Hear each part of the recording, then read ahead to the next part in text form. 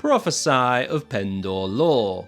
The Order of the Ebony Gauntlets. Filthy tree rats hiding in the shadows, they're like a curse. That red plague which damn near ended life in Pendor came from them, I'd wager. They ever lurk in ambush, only way to deal with Noldor is a bolt between the eyes. Yet some scholars embrace the elder knowledge of the Noldor, and claim to have reached enlightenment from them. Bollocks! The only true enlightenment for a Noldor is the light let into his skull from my morning star. Till the day they all lay dead, I will fight them. I will stand with my shield brothers, hell, I'll even stand with the hammers. They may be dressed up commoners, but they can sure swing those hammers. The sound of one of their hammers crushing a Noldor ranger's head is poetic, to say the least. These are the very rude words from a knight of the Ebony Gauntlet order, an order which for many are seen as rude, pompous, and more than happy to share their disdain for the Noldor. Yet all this may be because of their history. The demise of the Silvermist Rangers at the end of the Noble Wars coincided with the dawn of the golden years of the Ebony Gauntlet. The victorious Duke Ælfwine fulfilled his promise and granted the Gauntlets the Silvermist chapter house in Laria, along with the task of destroying any surviving members of that order. For several reasons, including their own propaganda, the Gauntlets started being seen as a symbol of power for the high nobility. The number of Gauntlet Knights in a lord's personal guard was considered to be in direct proportion to the lord's wealth and influence. They became even more coveted after the Silvermist raids, in which several nobles were assassinated by Silvermist and Noldor agents in the course of a year.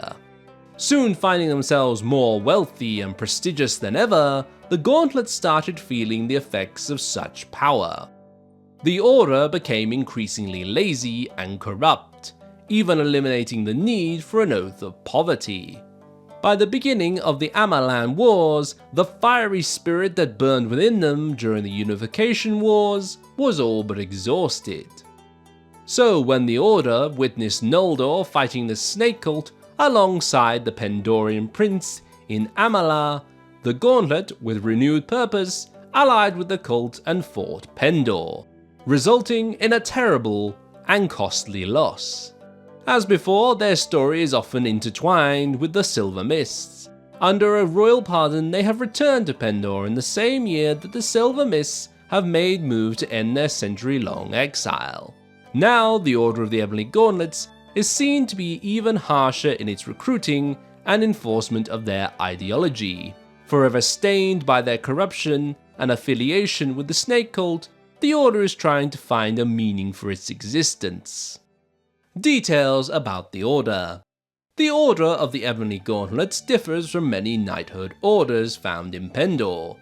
They always fight unmounted, using crossbows before engaging with heavy weapons. It is said their tenacity and might in combat surpasses even the strongest Fyr's Vain infantry. The Order is extremely anti-Noldor. They are likewise at odds with the Order of the Silver Mist Rangers, known supporters of the Noldor. Still, it is within this order, like all knighthood orders in Pendor, that there is two classes of soldier. The nobles of this order are trained to become Knights of the Ebony Gauntlet. These knights do not use horses, instead wearing heavy ebony plate mail, a black rounded bassinet, black and gold gauntlets, and ebony greaves to protect themselves from Noldor charges and arrows. They use heater shields for protection, usually with an iron mace, a Ravenstern longsword, or Morning Star for attacking. Some even have seen to forego the shield and use great hammers to crush the heads and armor of their forest rat foes. But this is only for close combat. Otherwise, each knight is given a siege crossbow with Matenheim bolts for use in long-range combat. For the commoners of this order, they are trained into a unit named the Ebony Gauntlet Hammer, used as a deterrent against cavalry.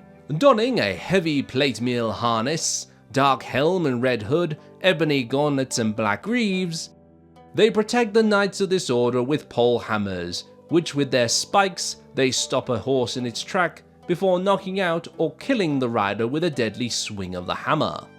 These two warriors against the Noldor are what make up the Order of the Ebony Gauntlet that stand to protect their land from these tree rats, as they call them, in the town of Avendor.